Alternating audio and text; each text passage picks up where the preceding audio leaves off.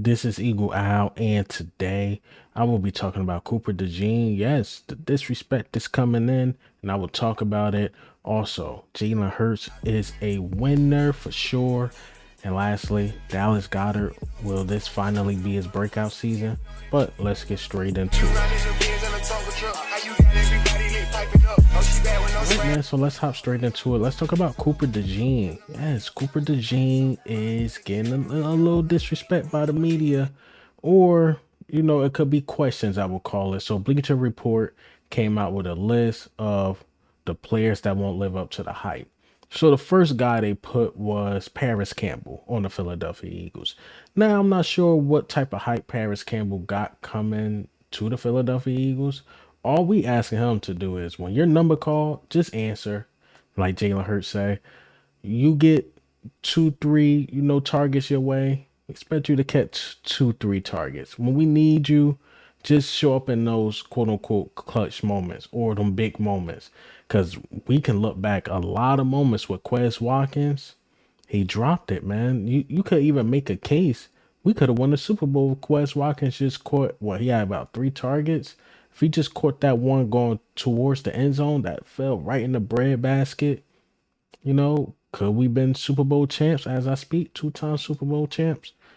We'll never know. We'll never know. But we just knew when Quez Watkins' number was called, man, he just couldn't do it. And he had opportunities to have big games. Not trying to just go in on Quez Watkins, but even back to Super Bowl year when we played Washington, Washington, that was our first loss. It happens. And Quez had one. He was open, caught it. DB punched it out. He fumbles, and it was just a whole big thing. And we was like, you know what? When we get a wide receiver three, a legit one, we just want him to be competent. We want him to be, ready, be the speedster, stretch the field. But that's really it. And I think Parris Campbell can do those things. So if he can't live up to that hype, then yeah, we got a huge problem. Second guy they put was Cooper DeJean. Cooper DeJean, they said won't live up to the hype.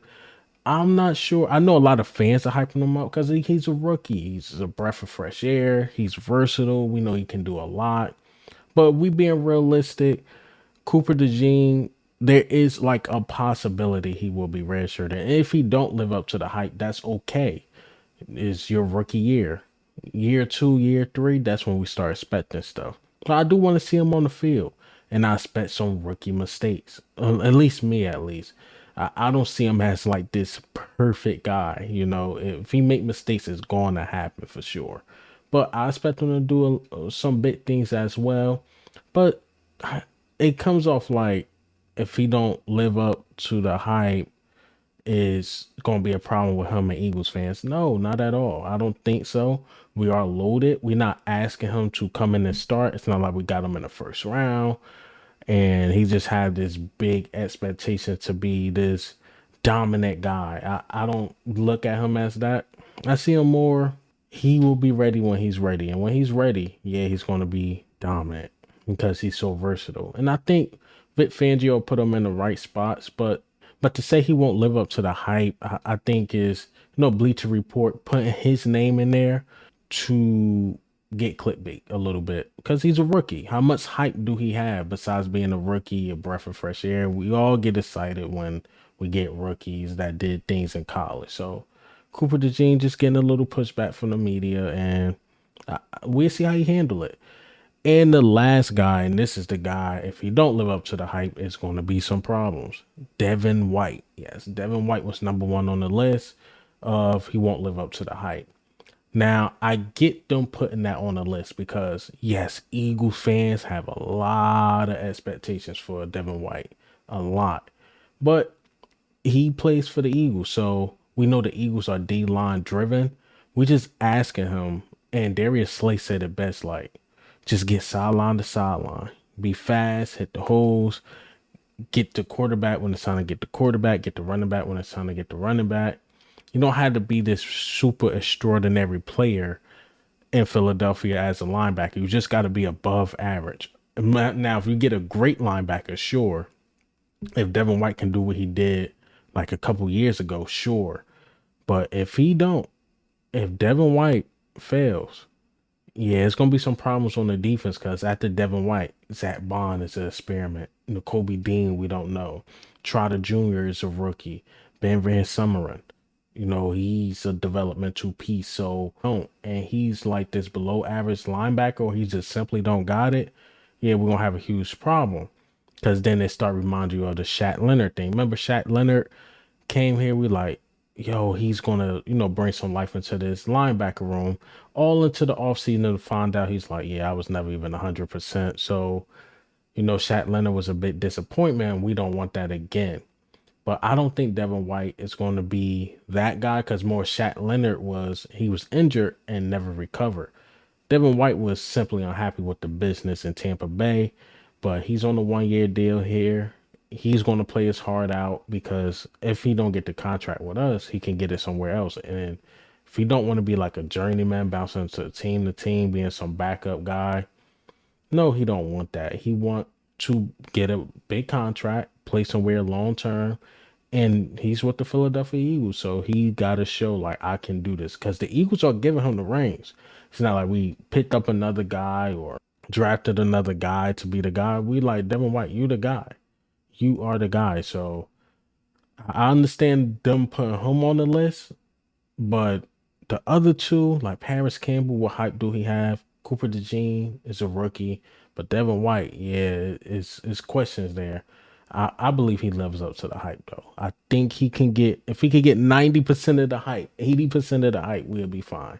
We'll be just fine with Devin White. All right, so let's talk about Dallas Goedert. Adam Schefter on the 97.5 Fanatic, and they saying like Dallas Goedert is expected to have this big year. But let me play this clip. All right, so every once in a while when we have you on, I love asking you about how the league looks at certain players. We've asked you about Jalen Hurts. We've asked you about A.J. Brown. I want to ask you about Dallas Goedert because Dallas Goedert has 2 years left on his contract. Next year will be his final year, and we know that sometimes 1 year left means it's time to start working on a contract or it's time to start thinking about where to go. Dallas Goedert, a guy that I think is extremely talented, but may not have been used enough, and it's not his fault. He's got A.J. Brown, Devontae Smith as teammates. How is Dallas Goedert viewed around league circles? I think Dallas Goedert is a guy that's going to thrive in this offense. We've talked about the fact that in Kellen Moore's offense, I think he likes to throw the football to the running backs and the tight ends and feature them in the passing game. And Dallas got another announcement. We know, man. Okay, we know. Okay, we're continuing the boarding process. We got it. Okay, so basically with Dallas Goedert, here's a guy that I think has potential that has yet to be realized. I think when you go around the Eagles organization and talk to them, they think he's a monster, and they think he's capable of having a huge year. And I think when you have that type of talent and that type of potential, and you put it in a system that likes to feature the tight end, I think Dallas Goedert's going to have a bigger year than he's had in recent years for the Eagles. I think he's going to be one of these guys that really steps up this year. I'd be surprised if he didn't. Last couple... Dallas Goedert, yes. I believe everything Adam Schefter is saying. Like, he's a monster, he's a beast, and he can really thrive in the Kellen Moore offense because we know how Kellen Moore liked to use his tight ends, and I think Dallas Goedert can really thrive. And I always say this when I talk about Dallas Goedert. I hate that he got this stain on his name. Like, he's this injury-prone guy, and it's simply not true. Past 2 years, freak accident. Last year, the dude in Dallas jumped on his arm, put all his weight on his arm, and it broke his arm. And then Dallas Goedert ended up coming back from a broken arm. And remember the last game, 2 years ago, when we played Washington, and the dude like face masked him or some type of crazy jump. It was just a complete dirty hit.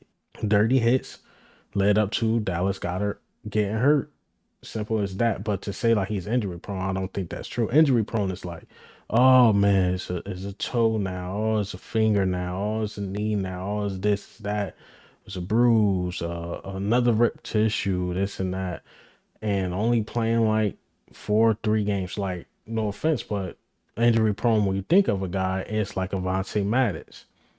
Like, he's injury prone. But Dallas Goedert, I don't see him as injury prone. The past 2 seasons been freak accidents, super freak accidents. So if Dallas Goedert can stay healthy the whole year and none of those freak accidents happen, yeah, he's gonna have a big year. He's gonna have a huge year because Dallas Goedert impact is not just in the numbers like the receiving yards and all this and all that. He make a lot of impact for his blocking. Yeah, blocking is his thing.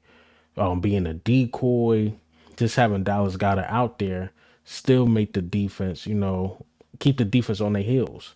Because Dallas Goedert can do some things, especially in the screenplay, especially going across the middle. He can, moss your favorite safety. So Dallas Goedert, man, we need him to have that big year. We need him to have that big year, man. All right, so let's get into the last topic. Jalen Hurts is a winner. So I've been seeing it on Twitter, this big debate, Dak Prescott or Jalen Hurts.